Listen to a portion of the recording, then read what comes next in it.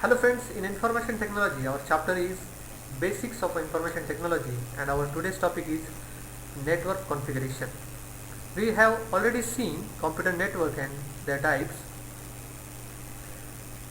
Today we will see the computer network architecture. So there are two architectures basically. One is peer-to-peer and client-server architecture. Let's see what is computer network configuration. First, network architecture is the design of computer network. So if there is a computer network, there must be a design for it.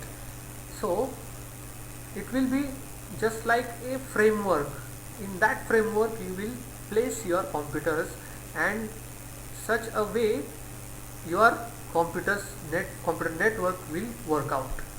So it is basically how your computers or your physical components gets interconnect to each other.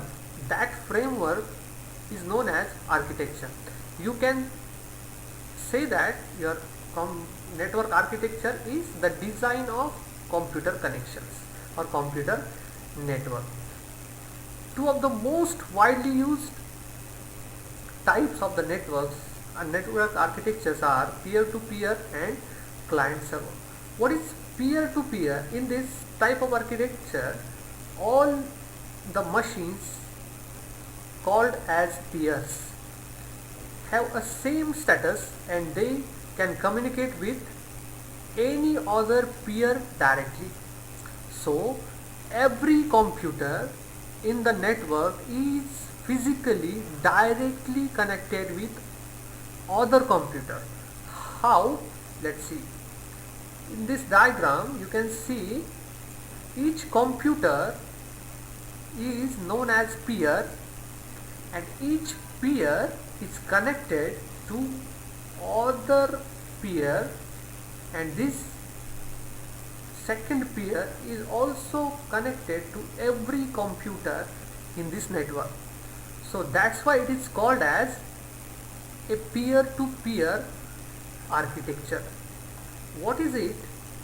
So a peer-to-peer network has no dedicated servers. So each computer of the network is connected to other computer, and there will not be any controller or server to control the actions of the users in the peer-to-peer network. Its implementation are meant for small networks. So that's why if each and every computer is connected to every other computer in the network, that means it will need more hardware or more cable. That's why it cannot be implemented in a larger extent or in larger manner. See, for example, when students create a network to share a files through Bluetooth or share it, such kind of connections, the mobile devices from peer-to-peer network for transfer of files. So each device should be physically connected to each other, physically, or you may say by physically or wirelessly, but they should be nearer to each other in this network. So that is what is a peer-to-peer. If any of the system gets failed, then that network will get break at that point. So the other computers will not get any. If this machine gets fails, then other computers will not get any information from this computer. So this computer will get excluded from the network. So it is the, you may say, drawback of peer-to-peer network. See, what is client-server architecture? In this there is a client and a server. This type of architecture is the most suitable for larger network. So there are two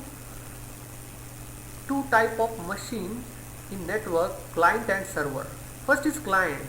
What is client? Client is a computer which is seeking any resource from the another computer.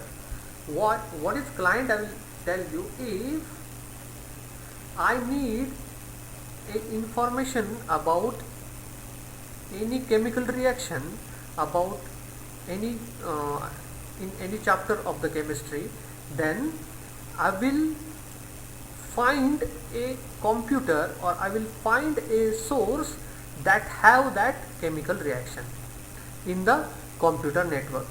That means I am seeking for the information, and I will search for such computer which is having that required information. So who is searching? That will be a client. The computer which is searching information over that computer network will be a client. For example, downloading an image file from website, browsing intranet, internet, etc. The network user normally uses a client computer to perform his day-to-day work.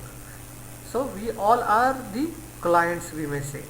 So we can use any websites to collect our information which is required to us. And what is server? If the computer, server also is a computer, if the computer has a source, what I was saying, that if I need a chemical reaction and I am searching it, that's why I am a client. And the computer which is having that chemical reaction or that information will be act as a server. So I can get the information from that computer. So it will provide me such a chemical reaction. That's why it will be a server computer. If a computer has a resource which is served to another computer, it is a server computer. The client establishes a connection to server and accesses the services installed on the server. A server is not meant for a network user to browse in the network or to do spreadsheet work.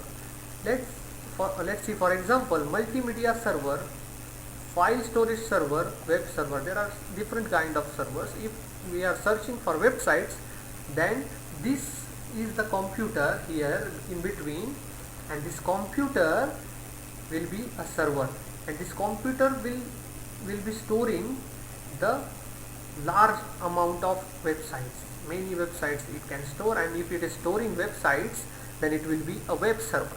If it is storing a storage file, that means it is a file storage server. And if it is storing a multimedia files only, then it will be a multimedia server. So these all are the computers, and each computer is accessing information from the server only. These are not connected to each other, but they are connected to each other with the server. So server will take control over this network. That's why it is also a centralized system, and the peer-to-peer network is decentralized system. Why it is called a centralized system? Because the server is the controller, or server is the only service provider here, or the resource of the information here. That is what about the client server architecture, and client will ask for the service and server will serve it. So that is all about peer-to-peer and client server architecture. I hope you understand this lecture. We will see further part of this chapter in the next lecture. Thank you so much.